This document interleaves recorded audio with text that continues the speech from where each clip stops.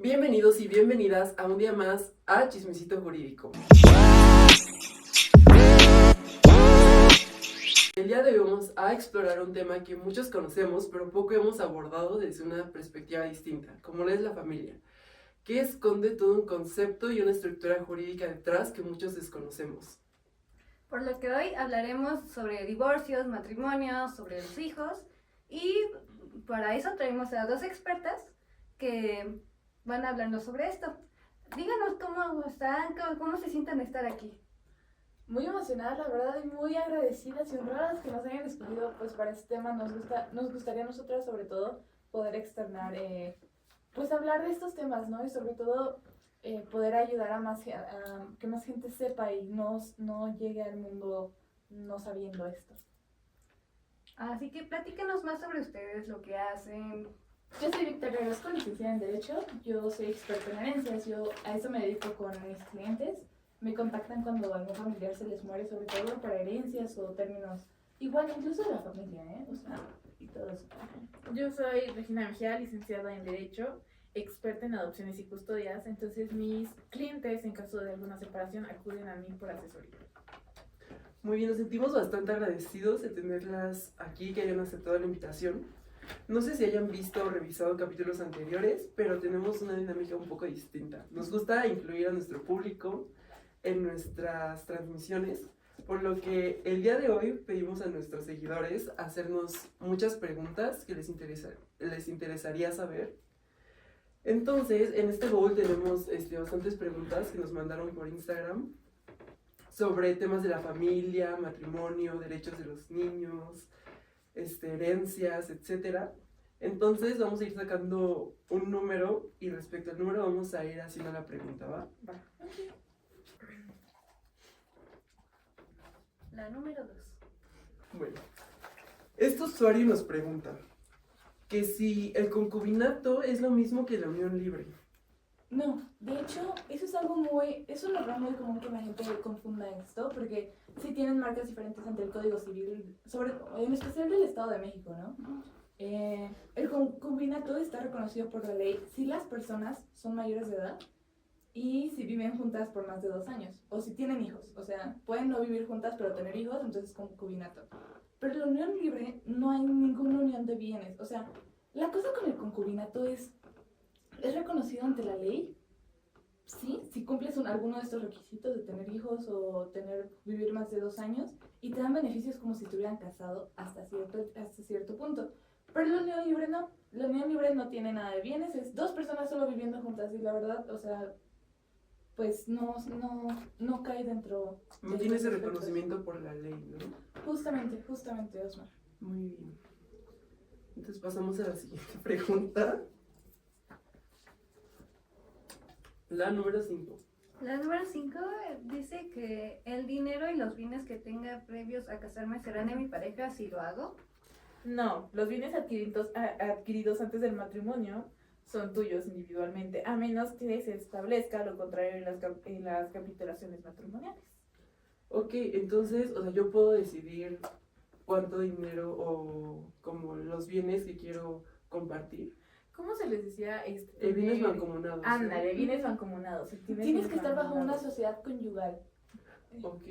Esa como se le llama, bueno, de manera correcta el término sociedad conyugal, que es justamente entre la pareja deciden cómo van a repartir los bienes, si van a ser bienes separados o van a ser bienes compartidos. Ok, muy bien. Bueno, la siguiente pregunta es la número 3, que nos preguntan nuestros usuarios de Instagram si las personas del mismo sexo tienen los mismos derechos si contraen matrimonio como las personas heterosexuales. Claro que sí. De hecho, es algo reciente, o sea, pero ya está aprobado. Y de hecho sí, tienen los mismos derechos, los mismos todo, pueden compartir sociedad conyugal ante un juez. Eso sí, y creo que ya es oficial, y de hecho estamos muy contentas por eso, porque ya es en todo el país, o sea, ya no es solo aquí en el Estado de México, es en todo el país. Entonces, sí. Wow. Es muy increíble eso. La siguiente pregunta va a ser la número 9. Muy bien, este usuario le interesa saber si se divorcia y hay hijos de por medio, ¿quién es la persona que se queda con los hijos? Se puede acordar eso en el acta de divorcio. Sin embargo, a falta de un acuerdo entre los padres, la guarda y la custodia de los hijos se decretan por un juez, quedando de preferente a los cargos a la madre, como es la mayoría de los casos, tomando en cuenta la capacidad de cada cónyuge para el cuidado de sus hijos. Se deberá escuchar a ambos padres y a los hijos para tomar esta decisión. Ujú. O sea, la custodia puede ser compartida entre los papás, o sea, el clásico ejemplo de unos días o una semana lo tiene la mamá y otra semana lo tiene el papá, o puede ser asignada, que es como dice mi compañera, el juez es el que decide con quién se queda. Ok, entonces a falta de acuerdo entre los papás, interviene el juez. Sí, y de hecho eso es algo muy curioso, o sea, muy importante porque no solo evalúan la estabilidad económica de los papás, tienen que evaluar también la estabilidad mental y capacidad de todo para lo que se necesita para poder criar un niño. También Claro. la salud y la educación de los hijos es algo que tiene que evaluar el juez. Nuestra siguiente usuario pregunta si una persona se puede divorciar independientemente de su otra pareja. Esto quiere decir, si yo quiero divorciarme y mi pareja no quiere divorciarse, ¿qué pasa? O sea, ¿puedo divorciarme o no? Sí, de hecho sí puedes. Antes, es algo muy curioso, fíjense que antes no se podía. Tenían que estar de acuerdo las dos partes para poder divorciar. Hagan de cuenta que literal solamente te avisaban de se quiere divorciar fulano de tal y no. O sea, y no se podía, sino que si una de las partes no quería. Pero ahorita ya solo le llegan la demanda de divorcio y pues quiera o no, el divorcio ahí está y se va a hacer. Y lo más importante es que no necesitas una razón en específico.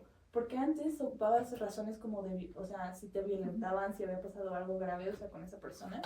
Si no, no te justificaban el divorcio. Y ahorita no necesitas nada de eso. O sea, De hecho, en muchos países sí es posible hacerlo, aunque el proceso puede ser más largo o complejo. Pero se hace. La siguiente pregunta es la número 12.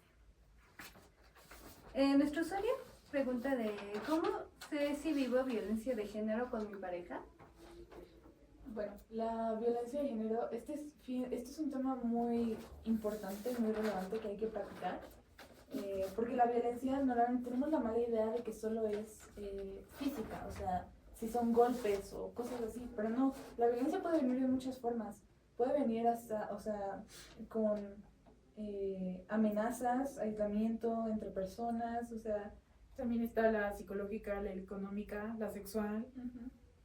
¿Y no solamente se da con las mujeres o también se da con los hombres? No, ese es otro muy malentendido que tenemos, o sea, pensamos que es solo de hombre a mujer, pero no, hay muchos casos que es de mujer a hombre también, o sea, y también es totalmente válido porque tenemos en la fiscalía está este dicho de que los hombres cuando llegan a denunciar algo, o sea, de aguántate o no pasa nada, y la verdad creo que es algo muy terrible como sociedad que tenemos acostumbrados. Sí, hasta se burlan de ellos. A minimizarlos. Sí, yo creo que es muy importante validar lo que sufren los hombres también. Sí, es una lucha feminista, pero el feminismo no excluye, o sea, es una lucha por todos, por mujeres y hombres, no solo por mujeres. Así que si tu pareja te controla, te aísla, te insulta, te agrede físicamente o intenta controlar tus decisiones o dinero, podrías estar viviendo violencia de género. La siguiente pregunta que vamos a tener es la número 7. Este usuario está muy interesado en saber cómo puede divorciarse. O sea, si en algún momento de su vida llega a contraer matrimonio y pues se acaba el amor o no sé, ¿cuál es el proceso para divorciarse? Si supieras la cantidad de veces que nos ha pasado eso, o sea, que llegan y nos preguntan, ya me quiero divorciar, no sé si has visto hasta en las calles que dice divorcios express y cosas así, o sea, verdaderamente se me hace algo muy chistoso, pero pues va cambiando, pero o sea, puedes acudir con un juez familiar para solicitarlo y no ocupa alguna razón en específico. O sea, puedo divorciarme por cualquier cosa, en cualquier situación, si dejo de querer a mi pareja, no sé, o me ponen los cuernos. Si te casas un día, al siguiente te puedes divorciar, sin problemas. Claro que Wow. existen varios tipos de divorcio, ¿no? Como sí. inacusado, voluntario, administrativo y el notarial. ¿Nos puedes contar un poco más acerca? Sí, El matrimonio podrá acordar su divorcio voluntario entre la notaría pública siempre y cuando no tengan hijos menores de edad. En caso contrario, se deberá acudir ante un juez para pues, aclarar todo y determinar acuerdos como la patria potestad, acuerdos de convivencia, pensión y la repartición de los bienes. Ok, entonces, o sea, en el momento de divorciarte tú puedes decidir la repartición de los bienes, ¿no? Exactamente. Ok. Vamos con la siguiente pregunta que nos hacen nuestros seguidores. La número 11.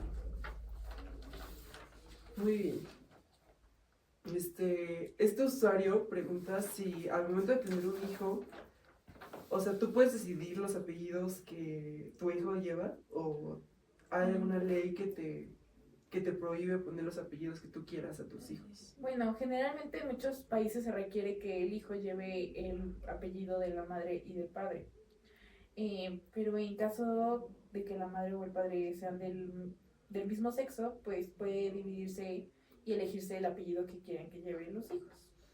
O sea, normalmente, sobre todo aquí en el Estado de México, y en México creo que eso es a nivel nacional, tiene que llevar el apellido de los dos padres. Ya sea que el padre no esté, porque es la mayoría de los casos, se le ponen los apellidos de la mamá.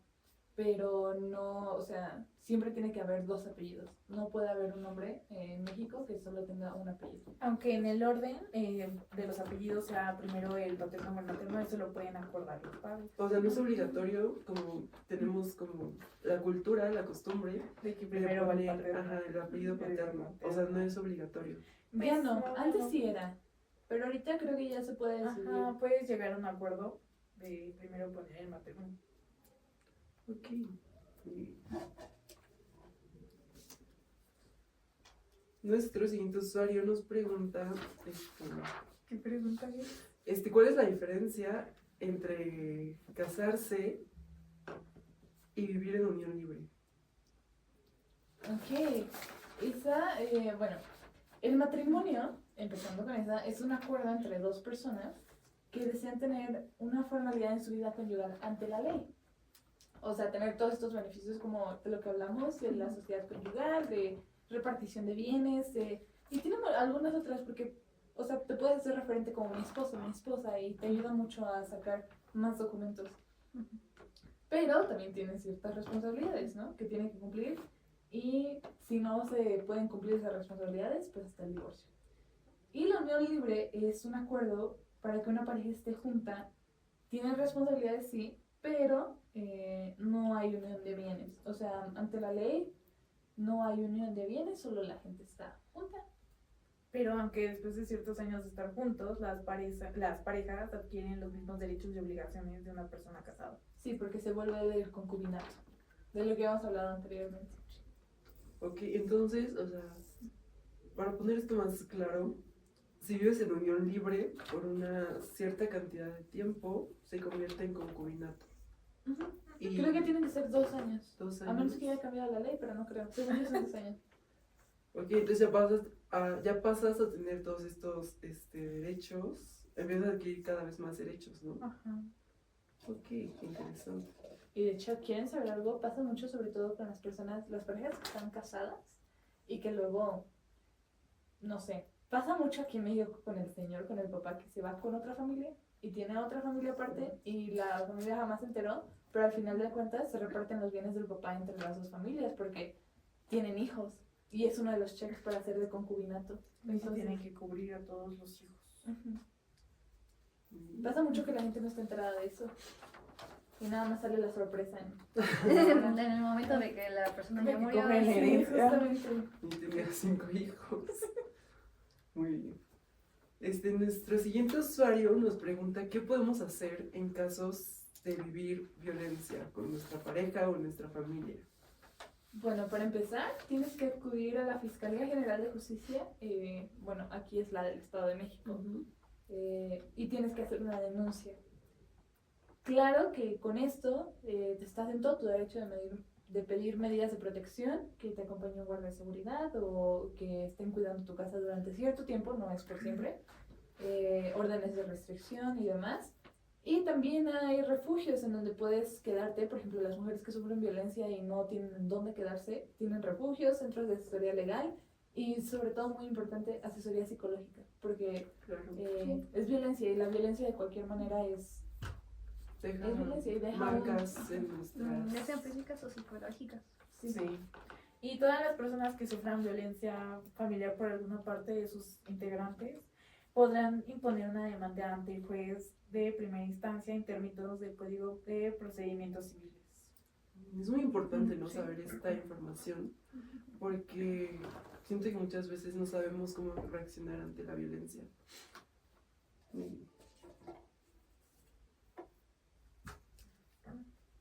La número 4 nos dice este usuario que si podemos nosotros establecer reglas para mi matrimonio concubinato, así como lo hacen los artistas de Hollywood. Claro, existen las capitulaciones matrimoniales, los cuales son los convenios donde la pareja establece si se celebra su matrimonio bajo el régimen de sociedad conyugal o de separación de bienes y reglamentar la administración de los bienes adquiridos durante el matrimonio. Sí, o sea, básicamente firman acuerdos legales que protegen a ambas partes. Ok. Es eso. La siguiente pregunta de este usuario es la número 2. Si tengo hijos, ¿qué obligaciones tengo para con ellos? Ok, de primera instancia es alimento, ¿no? Alimento, educación, salud, vestimenta y techo. Muchas personas, y es algo que me molesta mucho, solo piensa que pues la obligación con ellos es solo darles de comer y ya. No, o sea, el niño va creciendo, el niño tiene que ir a la escuela, el niño tiene que hacer muchas otras actividades, tiene que tener una vivienda, Cuidados médicos. cuidados médicos y sobre todo, creo que por lo que más abogamos es que sea todo esto con un trato digno. O sea, porque sí, depende mucho de la estabilidad económica de la familia, pero pues si tu hijo ves que de verdad el colchón donde está ya se le salió un resorte y ahí lo tienes durmiendo, eso se me hace muy, muy como parte, hasta yo diría, me atrevería a decir que maltrato. Sin duda, hay que asegurar un entorno libre de violencia para que tengan un pleno desarrollo de su personalidad, proteger de la violencia y el abuso y obtener de castigos corporales y humillantes, que afortunadamente creo que ya no se hace, o que involucre cualquier tipo de violencia.